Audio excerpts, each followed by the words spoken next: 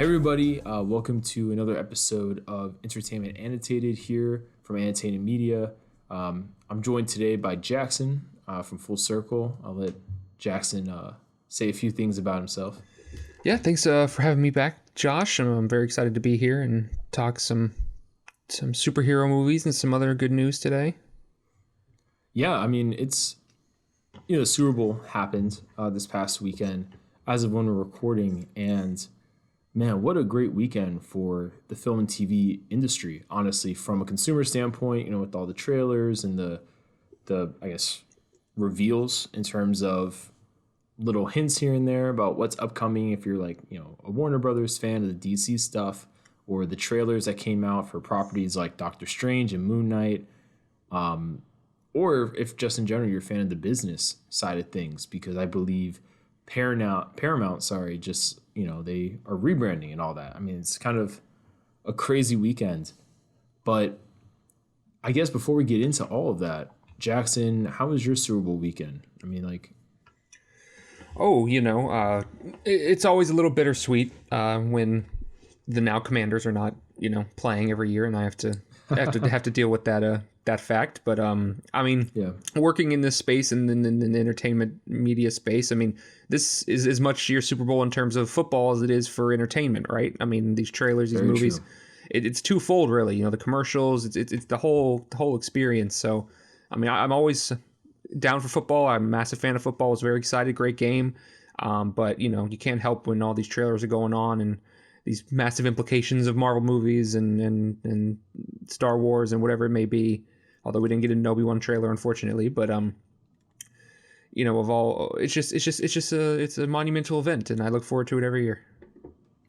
Yeah, I'll never forget one Super Bowl. I think it was the one where it was like, was it Maroon 5 or something? Anyways, Travis Scott, had like the SpongeBob animation. I think it was that year, but I'll never forget it because that was the year I was doing a bunch of breakdowns on all the trailers. And we already kind of had an idea, of like what trailers would be at the Super Bowl. But I basically, like, the entire halftime show and some of the third quarter even, I was like still making like the quickest trailer breakdowns I possibly could, which in hindsight, I don't know how I did that. I guess I was just in such a flow that I was able to just, crank these things out. But, I mean, it's crazy. But I guess, besides Super Bowl, since this isn't a sports podcast, even though, don't tempt me. Same here. Yeah. Have you watched any movies lately? Any new TV shows or current TV shows you're wrapping up? I checked out, two things. I checked out The Fallout on HBO Max. Is that good? Starring Jenny Ortega. It's actually pretty well done. In terms, the teenage life is very hard to get right on in movies and TV. You can either be too cliche or a little or over the top or like kind of toned down away. I think they hit the nail on the head with the kind of how children would deal in a situation of like a school shooting, things like that, which are very serious topics. But I think it did a very good job of trying to like humanize the people who are involved and not make them out to be these massive figureheads and like they're just kids. And I thought that was really well done. A shorter runtime, which I thought was good. It got straight to the point. It had a very heavy ending too, which I thought was powerful. And then from that, I've started Attack on Titan, which is my first anime I've ever watched. Oh man, yeah, I've never really gotten into it. Kind of as a kid, I watched some Naruto and some Dragon Ball, but nothing really serious. But I've jumped into Attack on Titan. I've kind of gotten sucked up a little bit. So much so I had to go out and buy some manga because the show hasn't finished and I needed to know how it ended. Yeah, I mean, so I got into Attack on Titan also, like a while back because I just seen people commenting about it so often. And it was one of those things where, I used to read the manga for like Dragon Ball and Naruto and, I was a casual, like by a lot of means in terms of like, it was pretty much just those two. Like I followed them from beginning to end though. So it wasn't like I was, and I watched the animes, which, in the case of Naruto, it felt like forever. The anime was so long, so much filler, especially with Dragon Ball. But I really didn't get into anything after that. I tried One Piece, it just never grabbed me. And there was like, I know tons of other ones, whether it was on Netflix or just other streamers one time or another, and I never really got into it like that. I had an old roommate who was really into it, but it never rubbed off on me. But one day, I'd seen the Attack on Titan, like a fan made live action trailer, I think years ago, and it was kind of cool. And it was always in the back of my mind, like, man, this stuff is like that's an interesting premise. Like, I want to know more. Like, what are these Titans? And because I think there was a theory that Hollywood was trying to make, or not a theory, but a report that Hollywood was trying to develop something. Well, Andy Muschietti had signed on from the It franchise. Had signed on for a live action adaptation that's kind of gone nowhere. Yeah, so I think that probably was the report, and it finally made me go, let me check this out, right? And I read some of the manga, and I caught up on where the anime was, and I actually really dig it because not hilariously, but I was taking a Norse mythology class like back in college, and for a semester, like Norse mythology culture and mythology and all that stuff, and there's so much of that in Attack on Titan, like with Ymir and all that stuff.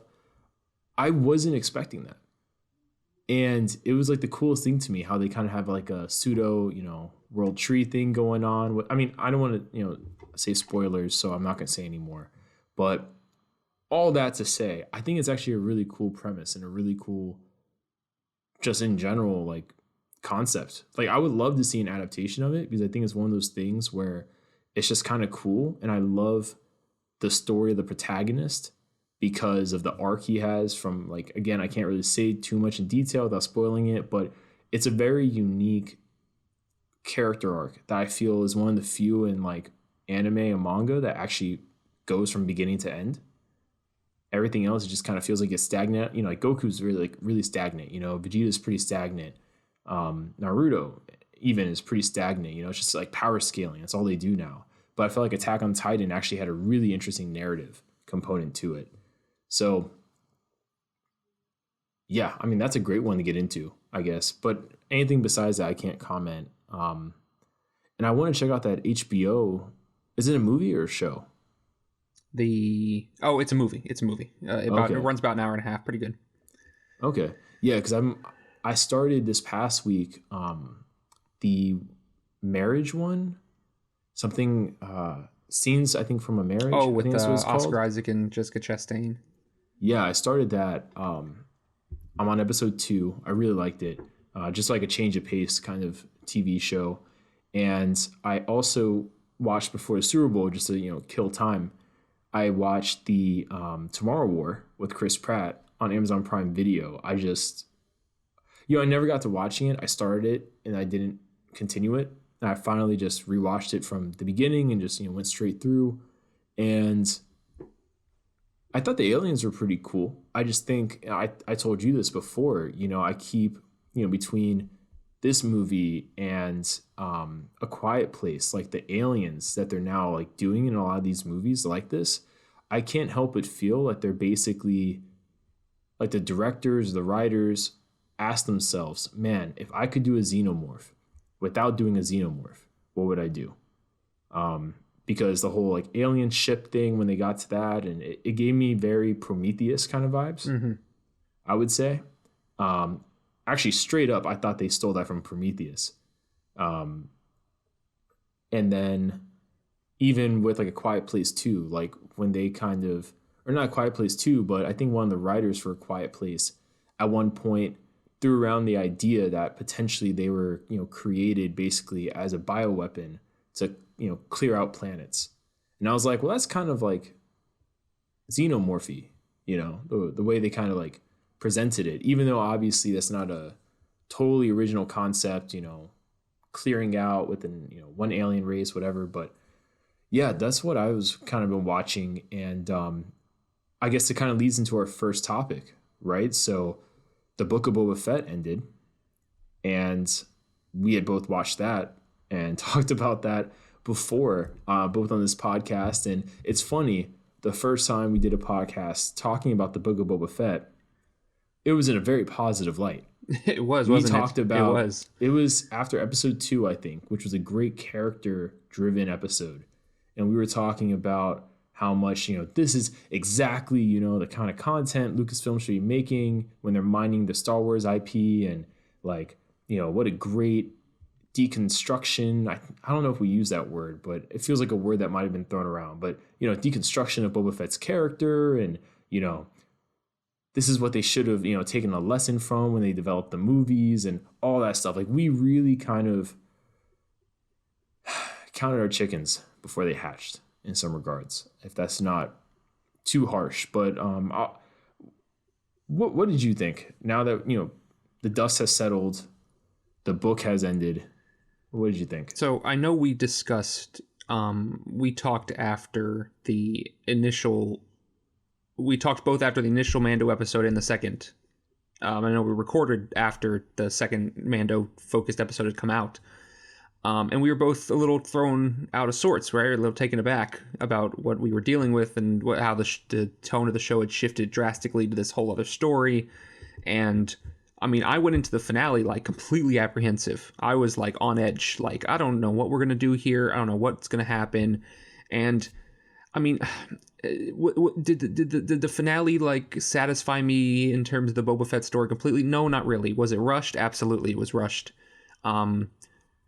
I think my biggest gripe, though, is the fact that there was a lot of good stuff in the finale that could have been expanded on and could have been touched on in earlier episodes that were, put on to focus on Mando.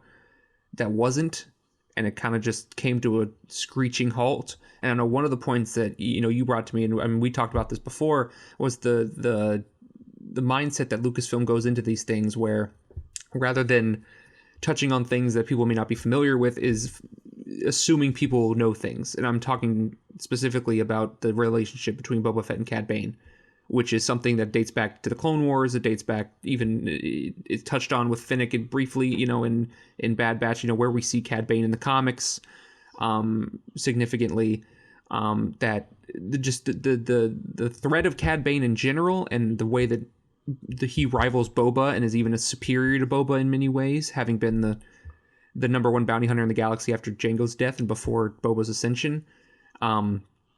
They were showing, they were not telling in any way, shape, or form. And I think that given that was the climax of the finale, was his fight with him, it feels lackluster. It felt like the lot was left on the table. And again, like, I don't need them to retread every single, you remember that time that we fought XYZ and blah, blah, this, that, and the other, and I put that dent in your helmet. I don't need every little thing referenced, but I needed more out of the finale in terms of its big climactic moment than what we got. Yeah, I think a good analogy to describe the use of Cad Bane, right, is, let's say, Spider-Man No Way Home, right? Just because it's a really, I feel like almost everyone has seen that movie, so it's good for the use of an example. Let's say you took Green Goblin and you took away the casual fans' knowledge of Green Goblin, right? So let's say the Raimi films never existed and you're watching No Way Home, or let's say they existed, right? But you just have never seen them, which is probably a better way to go about this example. So the Raimi films exist, the Mark Webb duology exists. You've never seen them. You've only seen the Tom Holland films, right? And you go into No Way Home and you see Green Goblin, and your friend next to you says, hey, like, that's like a big character for Spider-Man, right? Like a big villain, whatever. Let's say you take out every scene with Green Goblin besides the scene where they have the fight in the apartment building. So you take out the Aunt May scene, you take out all that. So all you have is, he's a formidable foe to Spider-Man, to your protagonist. The same way with Cad Bane, they had that scene where it was him versus Cobb Vanth. Then let's say the next scene between him, Green Goblin, and Spider-Man is the very, very end, where they're battling at the Statue of Liberty, that one-on-one.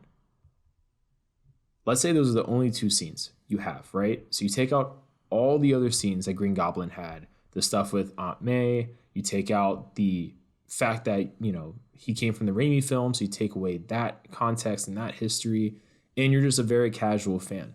So in general, you don't understand the iconic rivalry that is Spider-Man and Green Goblin. That's how a lot of fans, I felt, it came across with with Cad Bane. Because like you said, that's supposed to be a major character for Fett. That's supposed to be like that moment where he finally defeats Cad Bane, the guy that put a dent in his helmet. That's supposed to be like a major moment. And it felt hard to really appreciate it because they didn't really build up to it. I mean, does that example make sense? Like the Spider-Man one? Because that's how like when I thought about it, I felt about it. Right, you're betting on people knowing things from other material, right? And when you're talking about the Tobey Maguire films, it's a different scenario when Tobey Maguire and Andrew Garfield come back, right? It's a different playground you're playing in. It's theatrical, it's massive. It's not a cartoon that aired on Cartoon Network, you know what I mean? Or comic books you had to pick up at your local comic shop, right? It's not as niche as that sort of thing. So when you're talking on a broad scale like Spider-Man, like yes, that I mean you're referring to that, but they went the right route. They they put enough effort into making it out. You know, those scenes in the underground of the sanctum between Doc Ock and Norman and between the other characters, all kind of figuring out what had happened to them, right? And they're explaining their circumstances. That calls back to what happened, right? We don't even get any of that until, you know, Boba like barely references the fact that he's no longer a child when he's talking to Cad Bane, right? Like it's very brief, and then yeah, which is funny in itself because he's like what, almost 50, right later so. when I mean, and then later when Cad Bane is talking to Boba about his father, right, about him being a killer and his father's blood in him, like there's touches of it, little touches, right? We didn't get enough of it. We didn't get like even some exposition from Finnick, who off from the side, maybe when talking to Din Djarin, could have said, "Oh, it's Cad Bane. You know, they have a long history." Anything like that. You know what I mean? Just to like like I know that, and I'm not trying to be like, you know, we need to protect the fans who don't know. It's like, well, no, we just need to tell the story in a way that makes it worthwhile to have that climax. He kind of just shows up. It needs to be accessible. Right. I mean, it does need to be accessible. It does need to be accessible. But in that same regard, I think they even the story they did tell, it could have benefited from that rivalry being explored more. Right. It wasn't, and so people who did feel the weight didn't feel it nearly as much as they could have. Right. Those moments between the two of them talking about their past, or somebody mentioning the past, because it's there. And it's the same thing with, they brought Chrysanthemum in. Him and Boba have a past in the comics that they never touched on either. And people were like, well, that's kind of strange. And like, obviously I didn't read those specific comic books, but people know about it. And it's a Star Wars. The lore is so deep. Like, why are we choosing to ignore things like they're like the comics are like, you know, dirty laundry you want to throw under the bed? You know what I mean? Like it's the universe. This is what we signed up for. I mean, I 100% agree with you. I think, you know, you talk about weight, and one of the things I think about is, you know, one of the things we talked about this before, something that, and this was before the finale, you know, aired. So we had talked about things that we hope don't happen in the finale, or just in general they don't do, because you're almost undercutting other shows like The Mandalorian specifically. And, you know, I thought the episode, the first one, I believe directed by Bryce Dallas Howard, that, you know, showed us what Mando had kind of been up to a little bit, and, you know, brought him into the fold, and it ended with, you know, Finnick basically meeting with Mando and talking to him about Boba needing his help.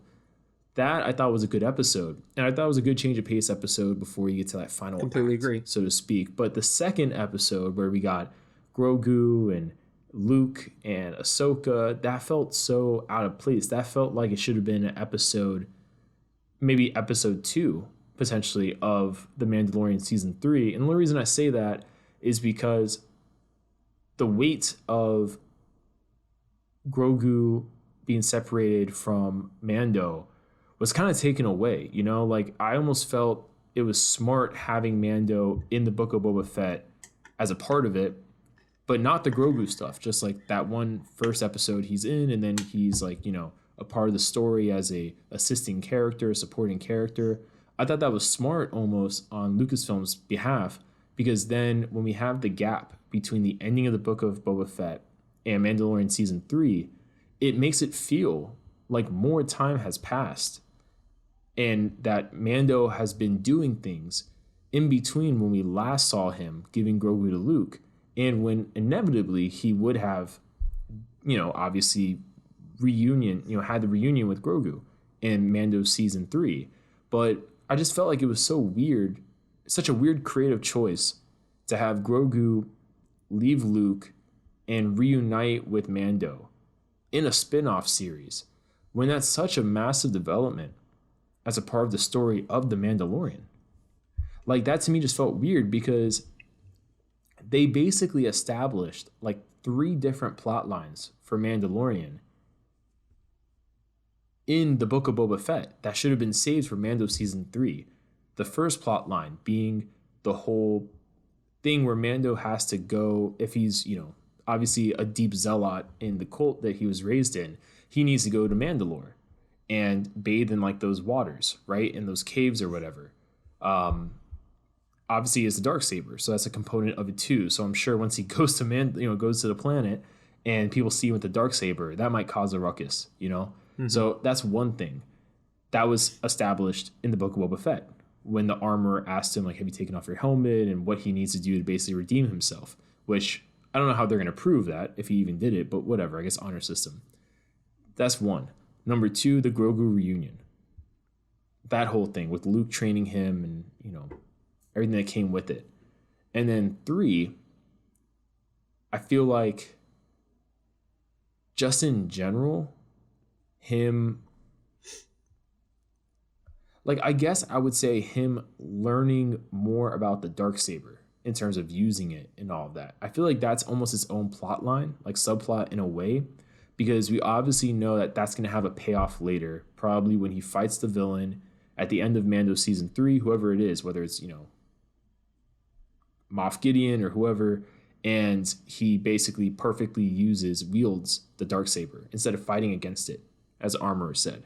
And I'm sure they're going to tie that to some sort of, pathos in the character arc of Mando to make it really a kind of conquering this, block kind of moment. I feel like they took all those things and they made it something introduced in a spinoff, which just feels it just feels weird, Like, it's like you have Iron Man and you have Avengers, and it's like you introduced you introduced the whole thing. You left where a cliffhanger from Iron Man 3. Well, it's like you introduced that he had the poisoning, right? Like he was getting poisoned by the old materials that he was using for the arc reactor in his chest. Like, you introduce that in Iron Man 2. It's like they don't solve that, and they solve it instead in the Avengers. Well, but even a little, to even push back on that point a little bit, at least they would have marketed Avengers continuing Tony Stark's story in some way. You know what I mean? That's true. Whereas it would have been like he solves it in Captain America 3 or Captain America 2 instead of Civil War, right? So like something he was not supposed to appear in, but it's a major payoff for his character. And what I'll push back on even more, not to your point, but in the bigger scheme of people who have decided that because the powers that be at Lucasfilm have decided that this interconnected story is all one big tapestry. Okay, sure, but I doubt, and one of my biggest gripes with the whole thing is that I think Tamora Morrison and Boba Fett as a character got kind of gypped out of more development in their story and bigger things and more exploration. Is that I don't think Boba Fett's going to turn around and come back in Ahsoka season 1 and get more character growth. So essentially what Lucasfilm has done has deemed Mando the most interesting character and his story the most interesting character possible in this entire thing, and that every show has to revolve around his world and what he's doing. Which, how do we expect to grow if we just stick in this, like plant our flag and say, this is the flagship, nothing will ever get bigger than this? It's like, well, that's not a great mentality to have now, is it? Yeah, you might find this interesting. So if you look up the I guess percentage of reviews that are positive right? Per Rotten Tomatoes for the Book of Boba Fett. Episode 1 is like between 80-85%. Episode 2, the one that we really liked, 90%.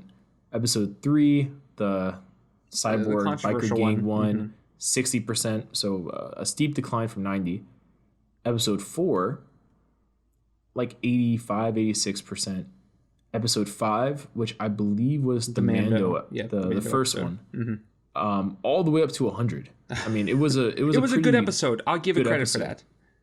Episode 6 went down to 90, so on par with episode 2.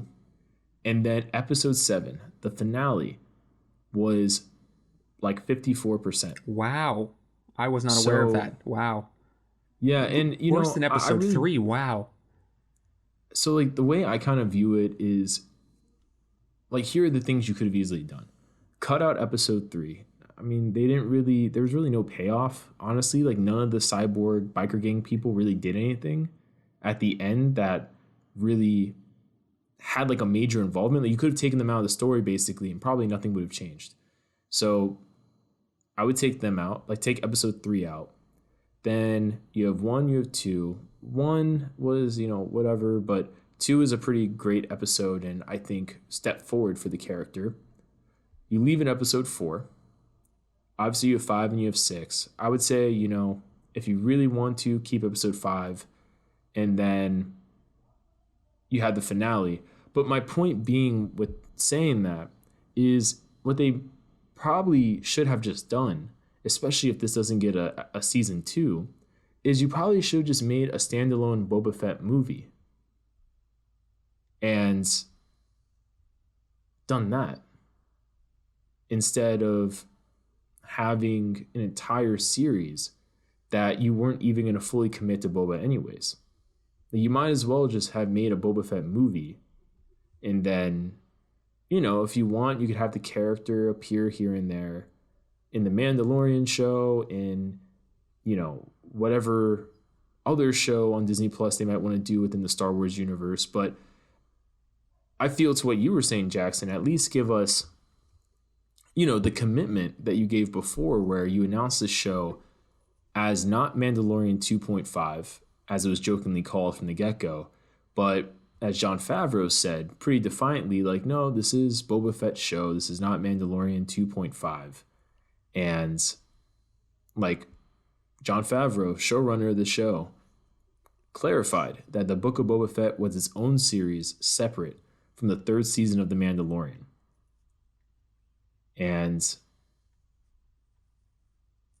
it just feels like you say that, but that's not what we got.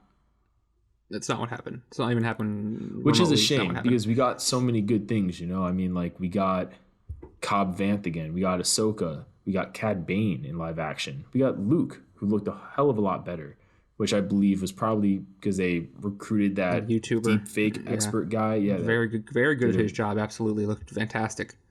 Exactly, and we got obviously Mando. We got Boba.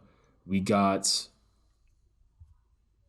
so many things in this show that Star Wars fans 10 years ago, 100%, 20 years ago would die to see in, like, whether it's a TV show or whatever. So obviously, overall, it's a gift. And, as Star Wars fans are kind of being spoiled a little bit. But I just do think that Lucasfilm needs to just be honest, like, look, if this is going to be Mando 2.5 in reality, just call it that, like, obviously you hold the Mandalorian in higher regard than Boba Fett. But what I do think they should have done with Boba Fett as a series, and you can let me know your thoughts afterwards, Jackson, but part of me just thinks, look, roll with the flashback vibe. You have Boba in the Bank of Tank for like the first 2 or 3 episodes anyways. Instead of just having the flashbacks to the Tuskens, which was actually fine, maybe have the flashbacks also go to Boba in his prime. Like, obviously you'd have a different actress portraying him, but that doesn't really matter, because presumably you would never take off his helmet. So you would just have a more fit actor, probably a stunt actor, doing the role. And, you could see Boba in his prime, and then because it'd be a greater flashback to just him, recovering with the Tuscans and becoming a part of their tribe, so to speak, you could also then lay the groundwork and show us Cad Bane and the mentorship between Cad Bane and Boba. And through that, then we would have some actual payoff at the end when it's Boba versus Cad Bane in the present. But I don't know. I just feel like that's kind of what I wish I had seen in hindsight now, knowing what we ended up going towards. But I don't know. What do you think, Jackson? I would have final thoughts and all of that. Yeah, I would have leaned much heavier into the Cad Bane stuff. I think that was where, obviously the Tuscans and that stuff was very well done in the flashbacks and learning why Boba has become this more peaceful person, not focused so much on fighting, but kind of have him being, kind of attempted to be like roped into this, like right all that stuff about Cad Bane pulling him, like, you're a killer, you don't get to leave this life. That was such good material that could have been drilled in, that was not, it was barely touched on, and just kind of thrown in for a last episode, just here you go, here's Cad Bane, and which is, it's such a rich history, and like all these bounty hunters, it's such an interesting thing. And we could have brought in even more bounty hunters or other characters and done other things, like people like getting Bosk back. He might have died on the sail barge, but no, everyone else seems to have survived. Or one of the IGs, or Durg, people wanted them to bring in from the Clone Wars show. And they had Chrysanthemum in there, just like using these bounty hunters as a way to drive this Godfather-like story about a man attempting to do right by this place that he found as a kind of a found home after the Tusken Raiders took him in, is so interesting. And maybe it didn't need to be 7 episodes. Although, the Mando episode, the first Mando episode, again, I'll give them credit for, was a nice change of pace for one episode, and then they kind of faltered there the second time around. I just wish it was handled with more care and that Boba was given more to do, because, the stuff that we got, there was good stuff in there. Even if you didn't like the Robo, the Alita Battle Angel looking Power Ranger people, that wasn't Boba's fault. Like, that wasn't the story of Boba. They just happened to be characters around the area, right? That wasn't anything he was doing. Yeah. So give him more to do. Have him do something. I just afford him the same credit Mandalorian gets, and that all the the Skywalkers and all those characters get, and maybe would have had something far more interesting. Yeah, no, I agree with you 100%. Yeah, I think we've talked about this several times now, but I just think overall, I'm still looking forward to Ahsoka and Obi-Wan, naturally. Obi-Wan, absolutely. Been waiting for that show for, I feel like 15, 20, as soon as Revenge of the Sith came out. Exactly. Yeah, and it's worked out, actually. I think that they've taken so long to develop it, from like a special effects standpoint, of course, but also just like the characters' ages for well. sure. Yeah. But yeah, I just think, we're happy. Everyone's happy. Every fan's happy they got the show, but I guess we just kind of wish they were more honest with what they were actually doing with it, and they weren't trying to make us think this was going to be the Boba Fett movie or Boba Fett TV show that we had been waiting for this entire time. Ironically enough, which eventually then became adapted as The Mandalorian. So, kind of funny how the wheel goes around, I guess. But, for our second topic here, I don't have a good segue, so I'm not going to apologize for that. It's hard. It's very hard after that. Yeah, so, because originally, right, our first segment was going to be talking about the trailers, like the Moon Knight trailer and the Doctor Strange trailer from the Super Bowl, which is why we talked about the Super Bowl.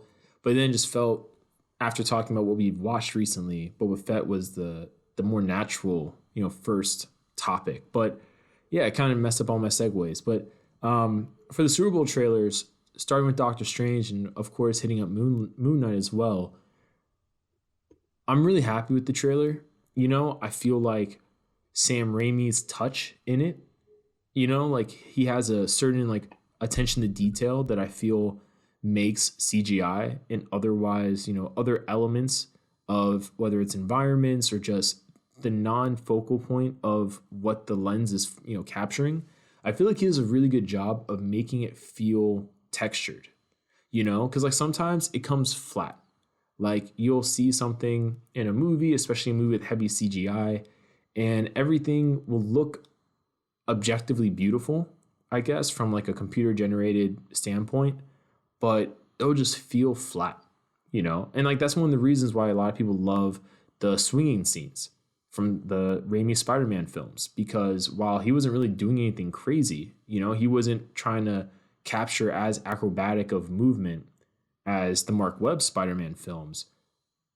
It feels, it has like like a another like a extra depth to it versus, no offense, but like Tom Holland swinging. You know, like there's just a way he captures it, a way he frames it, a way he does the whole thing. That I'm already really excited, because I feel like he gives that. I don't have a word. Maybe someone, like I did do some media studies courses, but I'm sure someone who actually majored in media studies has like the exact word for what Raimi does, that really just kind of takes it and like enhances the whole experience of like, you know, what I'm looking at. But I mean, the movie looks good. The movie looks good. I mean, character designs look good. The different multiverses, like I'm sure you saw this, Jackson, but I mean, we're getting Illuminati, and they're getting a cartoon universe, and there's a rumor that the Professor X in this film is not from the previous Fox movies, but is actually a live action version of the X-Men animated series, Professor X, which is why we're then getting a revival of the X-Men animated series, kind of tying that together with MCU. And like, it's crazy to me, man. I mean, if the rumor is true that we're getting Superior Iron Man played by Tom Cruise, I mean, bravo, because in a million years I would have never thought we would get Superior Iron Man. But of all the actors to play him, Tom Cruise is perfect. So I don't know. What were your first impressions? Yeah, I mean, obviously, you know, it played right in the first quarter there of it was right before kickoff even, and I was just sitting there kind of getting settled in, you know, had my phone out, kind of was just scrolling whatever, and then, you know, you see that Marvel logo, you're like, oh, you know, gotta call to attention, and then as the trailer gets going, I'm like, okay, this looks good, everything's looking good, like you mentioned, that Raimi charm is definitely there, it looks beautiful. Like it looks like we're having like things are looking clean, even despite these reshoots that we've been talking about. And then obviously it cuts to the scene where he's walking into that room, that ominous room, and you hear that voice, and I'm like, by God, they did it. Obviously those leaks have been out there, and I think that's a lot of the reason why they put this out there. At least this character in particular was because of the leaks that have already been out there, that Patrick Stewart is returning as Professor X. I'm not super sure I'm buying into this 90s rumor just yet. Just because of all the clarification that would have to go into it. And Patrick Stewart isn't even voicing the character in that series, so I think it'd be a little, you know, a lot of work to amount to. I mean, if they do the MCU connectivity, sure, but I feel like it's a lot of hoops to jump through. But whatever version it is, you know, and if they do the Superior Iron Man, and John Krasinski's Fantastic, or Mr. Fantastic is even rumored to be sitting in that room, and some people thought they've, you know, mapped him out there in the room. That obviously that's the big takeaway, right? I mean, we can talk about all these other things, and we will, about Wanda and, you know, her line that has a lot of people talking on the internet there at the end of the trailer. You know, Mordo, and we've got America Chavez here, you know, getting a lot of screen time, and just Wong and all these characters, you know, like we can talk about it endlessly. But you can't help but look at that room and be like, oh, we are in for something bigger than potentially even No Way Home, which was, you know, mind-bending already.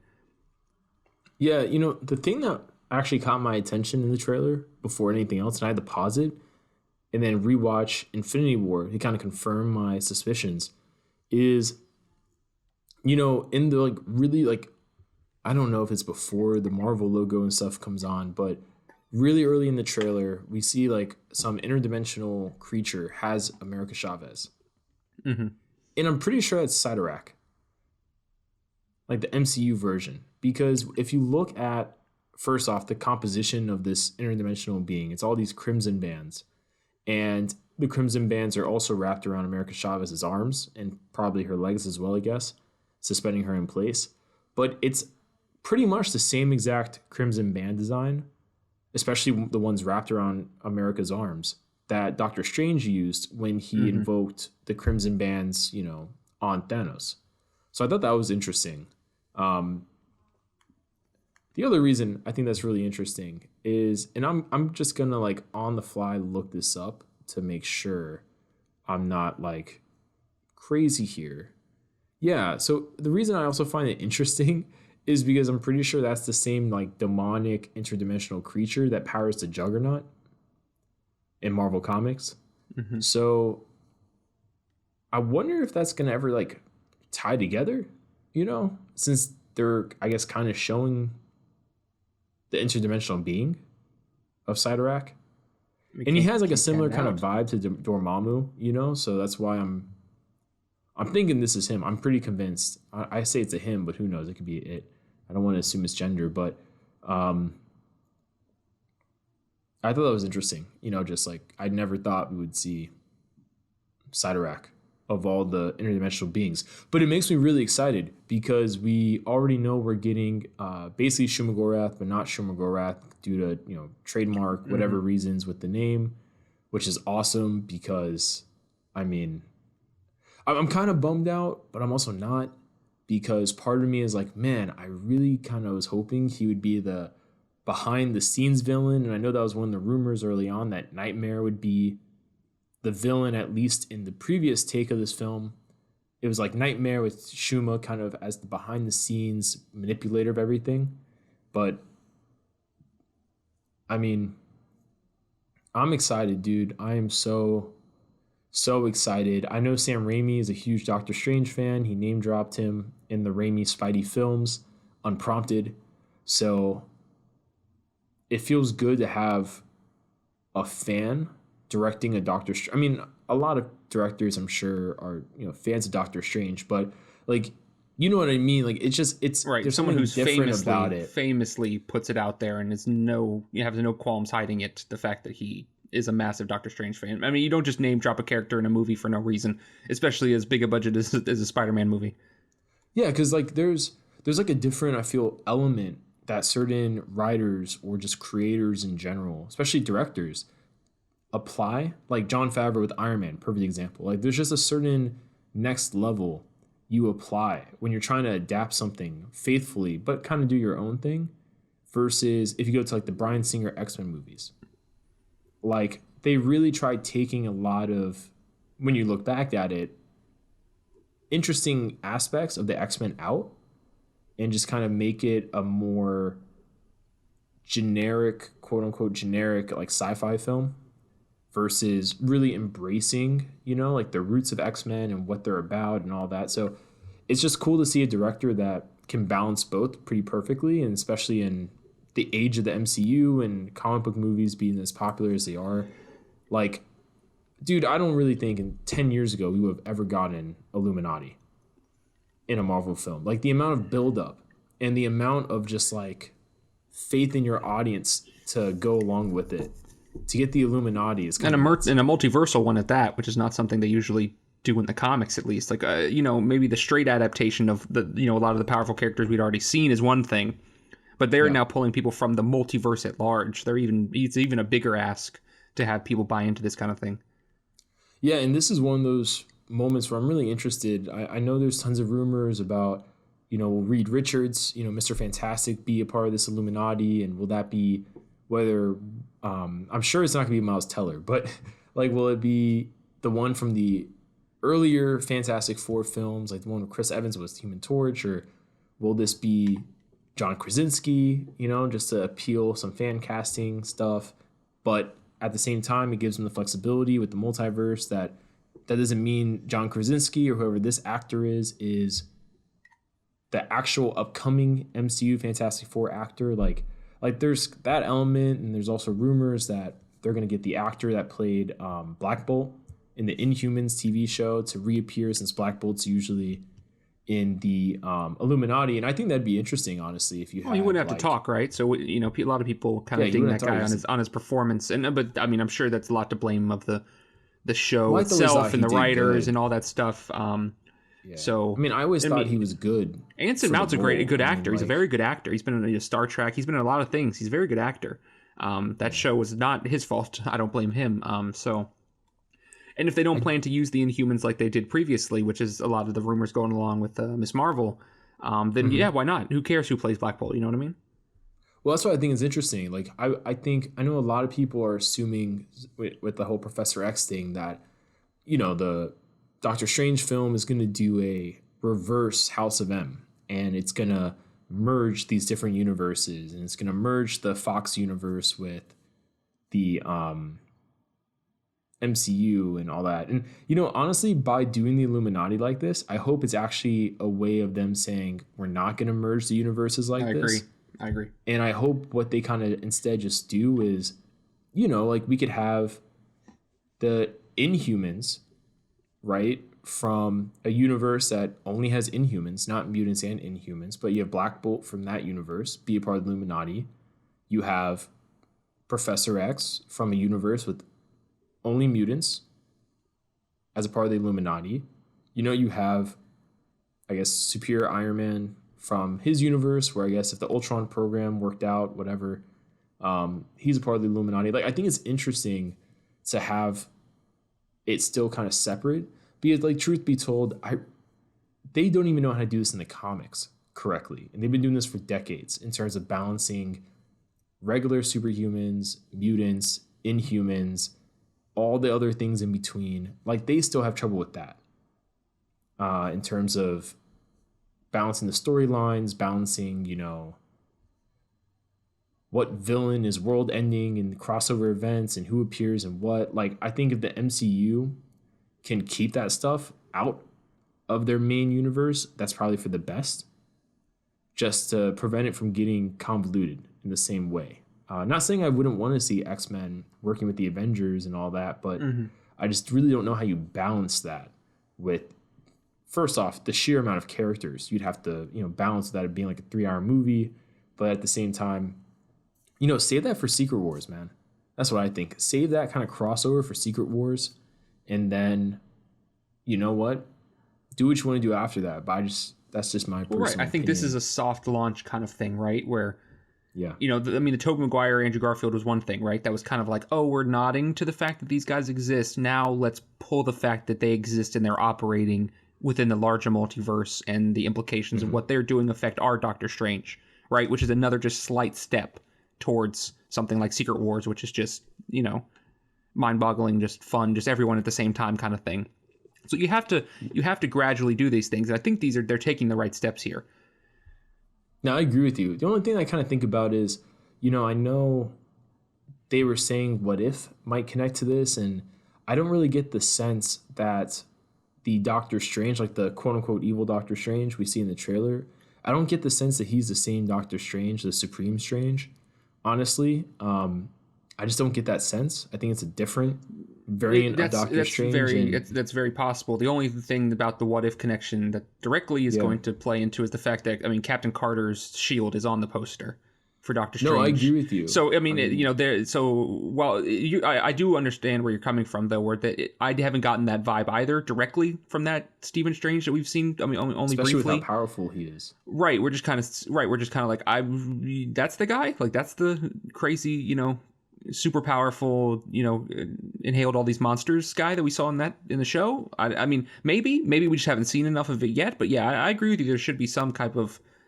Maybe that's not what we're seeing here, And then we also have the Defender Strange, who we haven't yet to see, who may be a whole nother different version of him. So, they're obviously playing on that larger multiverse thing. So, yeah, and I like how they kind of showed, but like they kind of played coy with it, like a different version of Captain Marvel. But I guess it's if Maria Rambeau was a test pilot instead of Carol Danvers, so she became powered up in Captain Marvel, which is a great nod, because she was Captain Marvel at one point, but she's in the comics, dead in the main line MCU, and Monica's going to end up taking that second role there.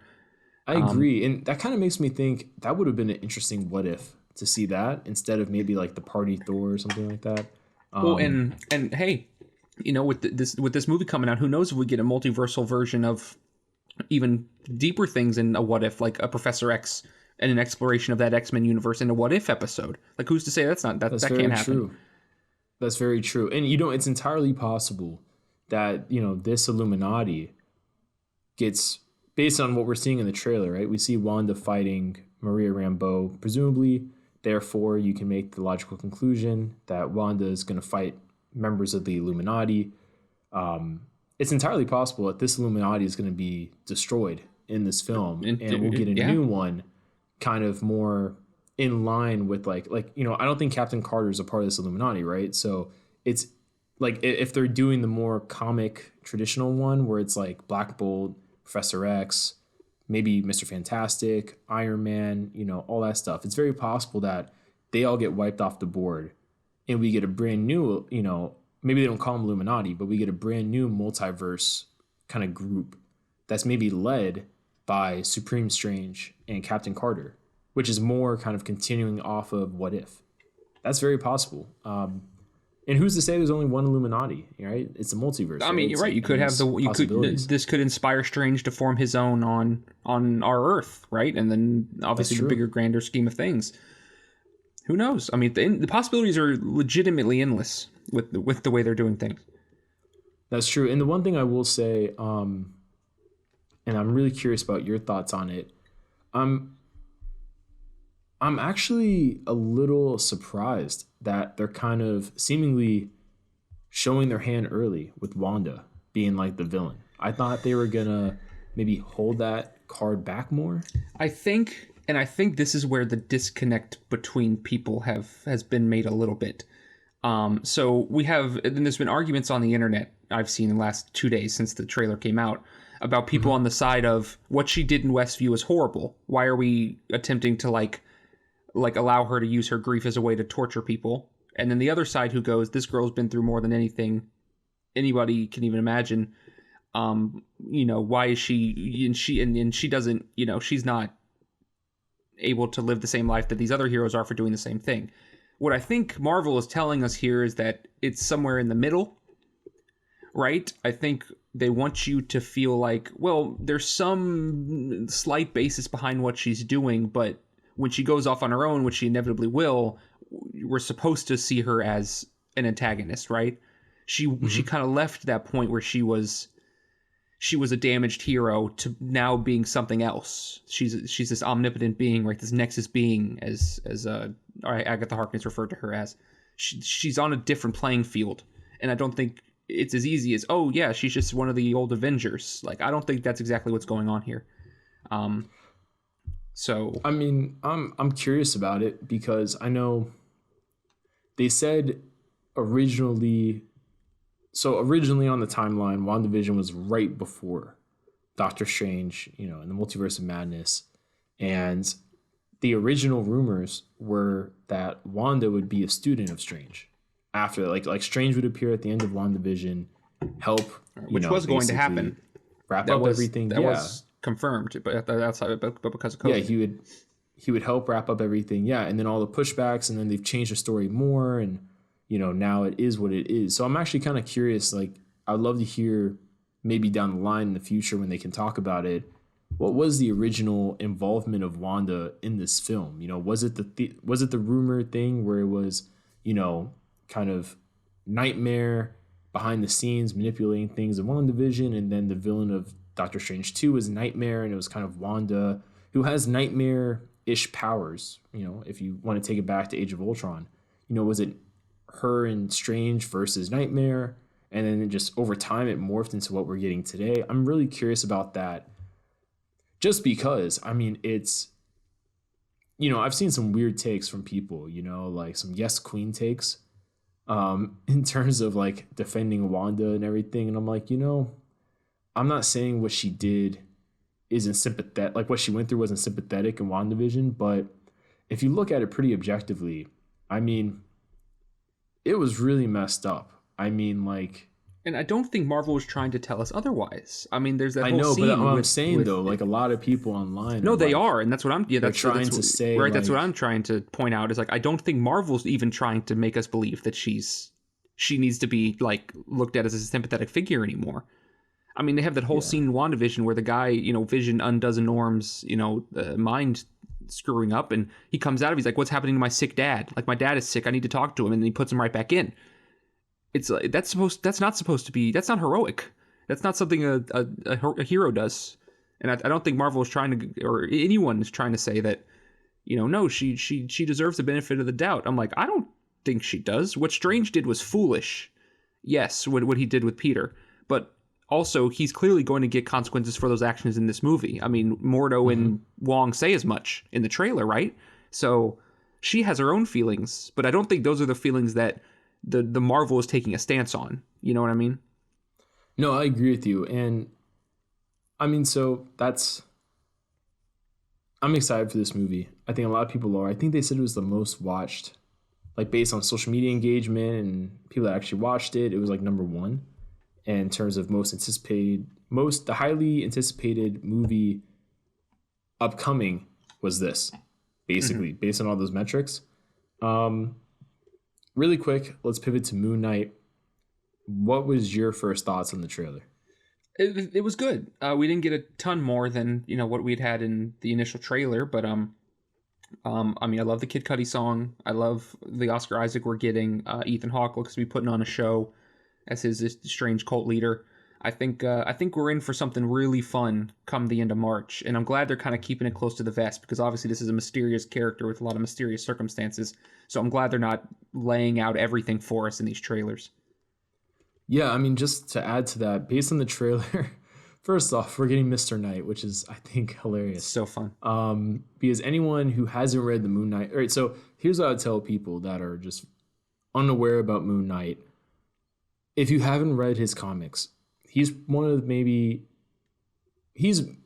most enjoyable, I would say, characters to read because he's not as like out there wacky as like a Deadpool, but he's like as fun as Deadpool in terms of when you're reading him, he just has the craziest storylines, like this is a guy that, infamously, I think it's been shared on Twitter, is trying to find Dracula and beat up Dracula because Dracula owes him money. You know what I mean? Like stuff like that. And then also he'll have, and it's like Hawkeye, like it's these characters that have a lot of potential. I'm not talking about Hawkeye, the Disney Plus show. I'm talking about Hawkeye, the comic book.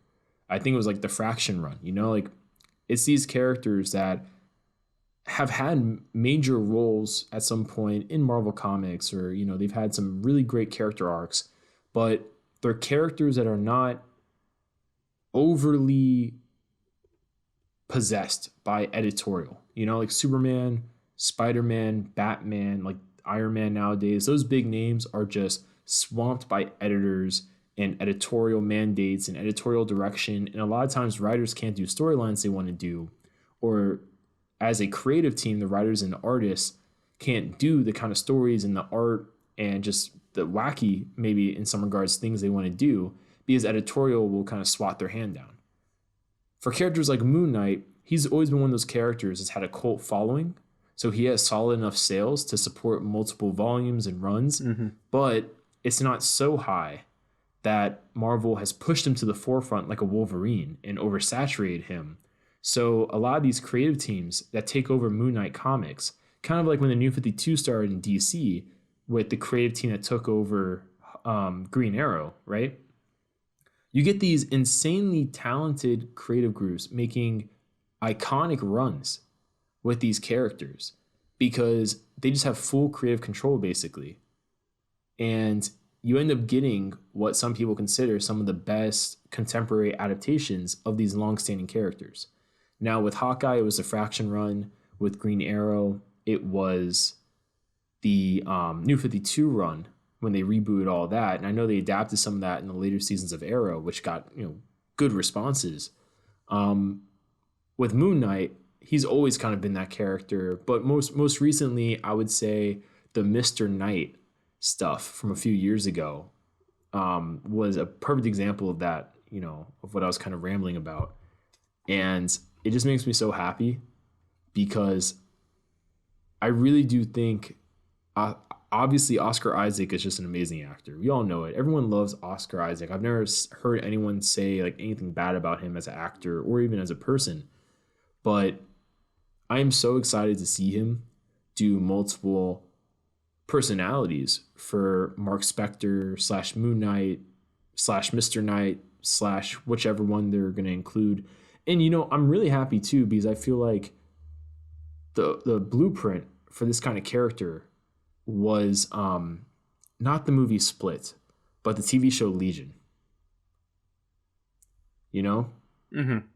Like the way they did Legion and they did the different personalities in his head, and then they ended up doing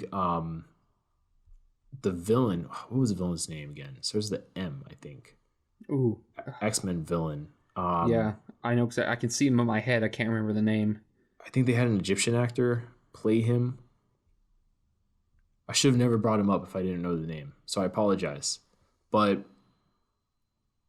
basically, I mean, like, I kind of am curious. The Shadow King. Yes, Shadow King. Why do I think it was an M? Anyways, sorry about that. For those listening, I just utterly confused you probably. But that show, basically, it's a great show.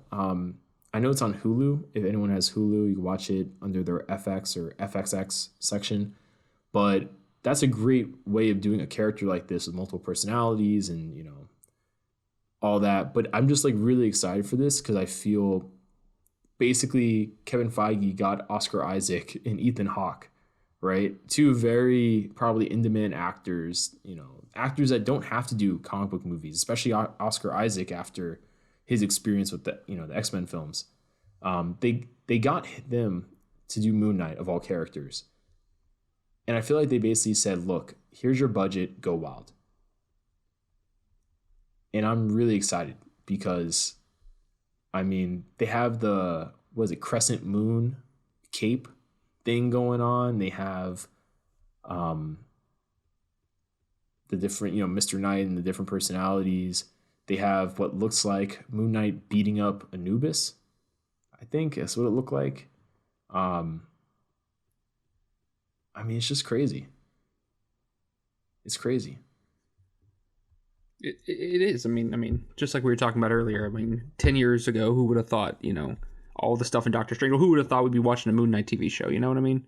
And a high budgeted one starring a major Hollywood actor, not some, you know, crap one thrown together on ABC or something. You know what I mean? I mean, we're living in the golden age. Yeah, no, exactly. And I think the confirmed personalities thus far, it's Mark Spector, which is, I think, his original personality, and he's a more timid, kind of, you know, scared guy. And I think that's who they've shown a lot of in the trailer because he has, like, no idea what's going on. Then there's... Oh, no, actually, that's not true. That's Steven. I think they're Steven Grant. Mark is the mercenary, is the badass mercenary who he flips to. Yeah, you're right. It's Steven Grant, the mild-mannered gift shop employee suffering from blackouts and memories of another life, who's also British. But I think Oscar Isaac made a joke that he thinks he's British, so that's why he's doing like that kind of weird British accent. Like that's would be interesting if he flips to Mark Spector and he starts talking like Oscar Isaac, which would be exactly that's what I'm expecting. And Mark Spector is they describe him as an action hero who jumps off basically a mercenary. He's a mercenary. And then there's Mr. Knight, who's like a more upscale, you know, sophisticated personality, if you will. And I think, God, what is the main personality? Is it Mark Spector? I thought he had like another. I thought it was, but I'm not as well versed as. Oh, I'm thinking of Jake Lockley. Jake Lockley is another alter ego that I think was like a boxer or something like that. Anyways, it's not important because the show's not out yet. We'll figure this out. Anyways, it's not worth theorizing too deeply now. But I just think it's really cool that we're getting this. I also think it's really cool because we're getting another, you know, interdimensional kind of godly being with Khonshu, the moon god, that supposedly empowers Moon Knight, and then vice versa. If we're getting the Sun King, played by Ethan Hawke, if that's who's actually playing, we're going to get that character also. I'm really interested in that because I'm really curious if they're going to connect these gods with Black Panther and Bast, because technically they're all part of the same pantheon. So I'm pretty curious about that, you know? Or we have that rumor going that, you know, Bast is going to appear in Thor Love and Thunder here shortly. I mean, that was just this past week that came out. So, you know, Connecting the dots Exactly. here. Marvel Universe connecting the dots as it always does. Yeah, I mean, well, according to Marvel Comics, right? Like Khonshu and Bass are a part of the same pantheon of like ancient Egyptian or Egyptian adjacent gods called Heliopolitans. I might have butchered that, but it includes Anubis, who we potentially saw in the Moon Knight trailer getting beat up in the bathroom, Khonshu, god of the moon, Isis, god of fertility, Horus, god of the sun, so on, Osiris, Seth, Set, Sekhmet, Thoth, Bes, and then Bast, and Atum, who's the god of the sun that presumably would be who is powering up Ethan Hawke's character if he actually is Sun King. After all, I'm just so like I can't believe we're getting Moon Knight. I'm almost like in disbelief. But the one thing I really hope we don't get is Dracula, because I hope they save that for the upcoming Blade movie. And what I kind of hope they do is I hope they don't do a Defenders thing where they force like, this Marvel Knights team up like they did with Defenders. I kind of just hope we get a, pretty organic story that look, if they cross over, they cross over, but, nothing crazy. Yeah, I mean, Well, I'm probably dumb saying that because Kevin Feige already said on the record Moon Knight will cross over to the MCU. yeah, films. I mean, What film would he cross over to? Probably Blade. So who am I kidding? we could talk Blade. They could do a Midnight Sun movie if that's the direction they're going with Dane Whitman. I mean, we're nothing but speculation at this point. But I can't really say at this point there's anything that they wouldn't do. So Yeah. I'll leave that to them because I'm clearly not the guy to map out the future of the MCU. Same. I probably would make us go in a circle instead of straight with all the multiverse stuff. Now, I guess really quickly to touch upon it, since it's pretty big news in the industry, Viacom CBS is rebranding to Paramount Global. Not just Paramount, but Paramount Global, which is unnecessary since their logo is just literally the Paramount logo and it says Paramount, so they might as well just call themselves Paramount, but it's whatever. Now, in a statement, they said an iconic global company deserves an iconic global name, one that reflects the power of our content, one that reflects our role as stewards of a rich heritage, and as leaders in the future of entertainment. Said literally only them, since no one else thinks Paramount is the leader in the future of entertainment. But, PR, I guess.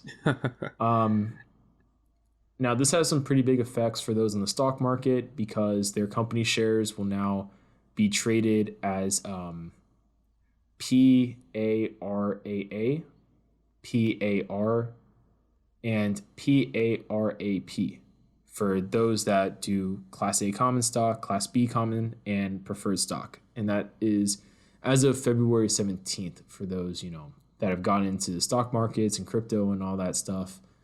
Since the pandemic, which seems to be a lot of people based on how many crypto ads I saw during the Super Bowl, and also like the Robinhood and all the other like getting into the stock market kind of startup ads or apps. Sorry, but getting into that, we could touch on it. Probably not as long as the other stuff, but just because it's relevant. As a part of this news, Paramount also decided that they're just going to blow their wad of content announcements. And we got a new Star Trek film, supposedly in development, poised to maybe start later this year for development, but they're in talks with the same cast of the last few Star Trek movies. So Chris Pine, Zoe Saldana, Zachary Quinto, and I'm assuming J.J. Abrams would come back in some capacity, whether it's producing or directing. But it's really interesting because I know last time they were developing a next Star Trek movie, the big rumor, right, was it was going to be a kind of time travel potential reboot, backdoor pilot for a potential another Star Trek, future film series. And they were going to have Chris Hemsworth reappear as Kirk's dad, like he did in the first new, timeline Star Trek movie. They were going to have him working together with Chris Pine Kirk and, I guess by the end of it, they make a new timeline. That's what I'm presuming it was with all the timeline stuff going on. But like, is that right? Am I Right, it was to like remembering that reset, but correctly? it was supposed to be kind of a finality kind of thing, like to reset the Kelvin timeline, which was created at the beginning of the first one with what Kirk's dad did on the Kelvin. Um, so yeah, it was supposed to be time travel based, and Hemsworth was supposed to return and join the crew and kind of re-put together what it like deviated from. So the crew would Hmm. kind of become what they did in the original series, which is where it deviated, which Yeah. is why it was like a multiverse, other alternate reality kind of thing. Yeah, and then the other movie updates besides that, Quiet Place 3 is happening. Will come out in 2025, which is exciting. I think, the only thing that sucks about this is that John Krasinski is dead and like the film's timeline, and they can always do more and more flashbacks to show him. But I wonder if he knew back then when he made the first one that they would make a second and a third.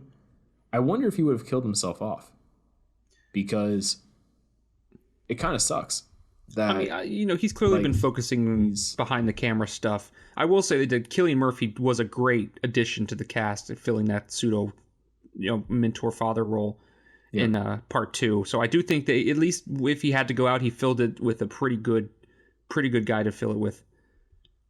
I mean, I agree with you. I think the casting. I mean, I think the whole series thus far has been really solid. I mean, I think it's been a series that has flourished, kind of what we talked about earlier, right? With the Moon Knight stuff. It's the kind of thing where it has all the makings for a big franchise, but it's still kind of small enough still that I'm sure there's a lot of creative freedom. So they don't have to, like, they can, like, the writers can really make a solid film. I mean, the last one I think speaks for itself. It did pretty well considering the pandemic was still Mm-hmm. definitely going on, and it was one of the few films unfortunately kind of you know sent to the slaughter, so to speak, It in was terms of it was like 2 weeks coming out. out. It was 2 weeks out Yeah, when like like everything went down.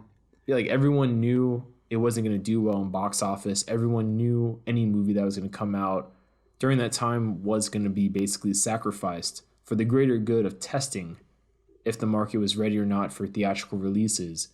And even still, the movie made like I think almost 280 mil worldwide, which isn't great by normal standards, but given On what that budget, was you'll take going that. on, And then yeah, exactly. Like based on the budget and like that was pretty respectable considering like that was number one I think for yeah, like for a sure. few weeks during the whole pandemic box office stuff, and Rotten Tomatoes got 91%.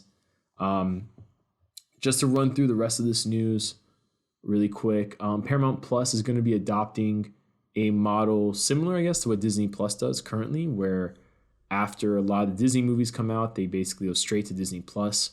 So Paramount's going to do that.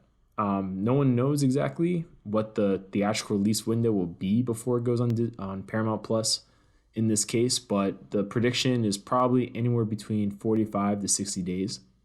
After that, after 45 to 60 days past the end of the theatrical release, the movie will come out on, in this case, Paramount Plus.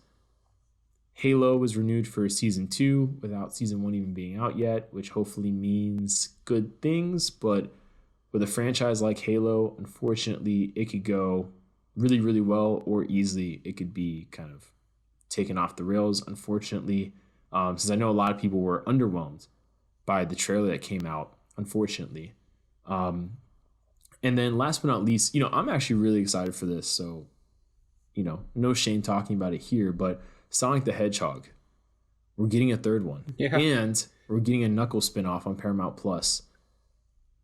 I'm pretty excited for this because from what I could tell, there was a lot of reverence with these films. And I don't know what more you could ask for. Like, people are like, oh, well, X movie like Uncharted break the video game curse. I'm saying look at Sonic. Look at the Detective Pikachu. Those broke the video game curse in my eyes. Like they have entirely original stories and they simply just like show reverence to the source material. They're not trying to, do anything like Assassin's Creed did, which was utter garbage. But what do you think? I mean, are you a big Sonic fan or? I love the games. Played a ton of the games as a kid. I have a certain nostalgic feeling for Shadow, and I hope he finds his way into the franchise here soon. Oh my God, he's definitely gonna be in it. I hope he's the post-credit scene of 2 and is part of 3, because I mean that's a character that you can't go without using. I'm glad they're waiting though. You don't want to do everything in one moment, and I respect them for that, for the forethought. I mean, yeah, it's fun, man. It doesn't take itself too seriously. You know, it knows what it is, and it leans into that, and I think that's great, and that's what video games should be. Video games are ridiculous, just like superheroes are ridiculous, but they need to lean into that aspect to make it more fun and feel more real to people. Don't try to be something you're not. I think the Sonic crew has definitely got that down pat.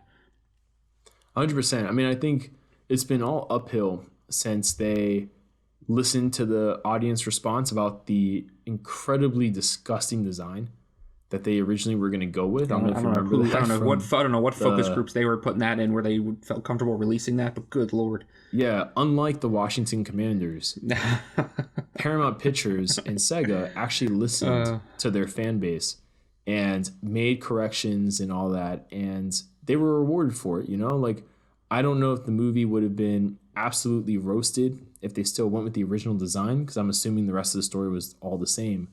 But I'm sure it definitely helped having that kind of goodwill going into it, knowing that, hey, you know, I could probably trust that the creators of this movie really did go into it with good intentions, you know, not just to milk another IP.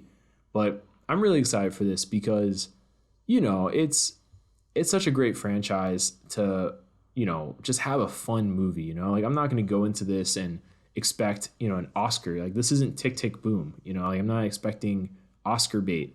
I'm just expecting a nice, fun movie like with Tomorrow War. You know, you just kick on before the Super Bowl, wait some time, and, you know, not feel when it's over that you utterly wasted your time watching, like, hot trash. So this is pretty cool. And to go back to our, like, anime manga conversation earlier, I definitely think they have to do Shadow, because if Sonic is Goku and Tails is Krillin, Knuckles is Piccolo, Shadow is Vegeta, 100%. Oh, absolutely. Absolutely. That dark foil. And I think, you know, he's a very complicated character, a lot of deep layers. His solo video game was one of my favorites when I was a kid. I mean, I remember cool. the trailer that came out for that was incredible. I remember I watched it on loop back when YouTube was in its infancy.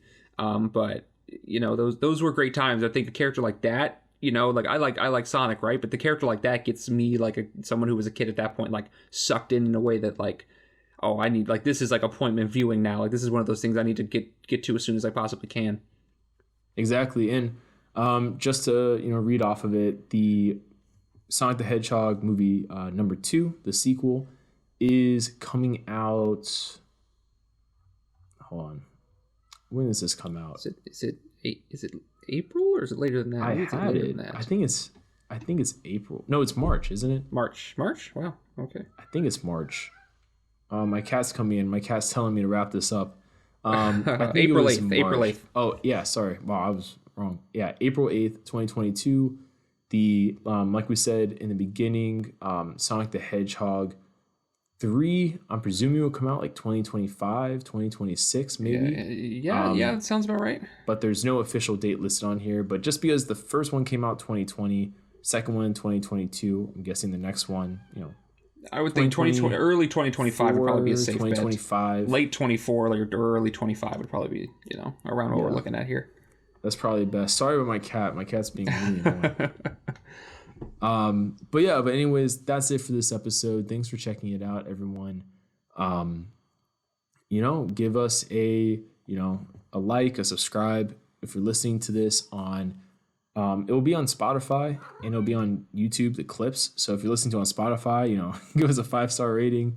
You know, share it, you know, like it. And we have a newsletter also, so definitely check out the newsletter. It's a curated newsletter, so basically for all the news we talked about or other news in film and TV entertainment, we cover all that in the newsletter. So instead of you having to go to, let's say, 10 different websites to read one article of interest each, you just go to our newsletter and we'll give you all of that in that singular newsletter So kind of think of it as, instead of buying 10 albums to listen to one song each that you really like from each one of those albums, we're kind of like your playlist you go to that already has all the songs there that you like. So, we don't have any fluff. We don't have any clickbait. We're just giving you guys the news that's important. So go check that out. If you're interested, go subscribe to the newsletter. It's free. But with all that said and done, thanks for listening. Jackson, I'll let you tell people where they could find you. Yeah, thanks for having me on. You can follow me on Twitter at JacksonHayes67. Sweet. So, Jackson, thanks again for being on. And Absolutely. with all that said and done, have a good day, everybody, and we'll see you later.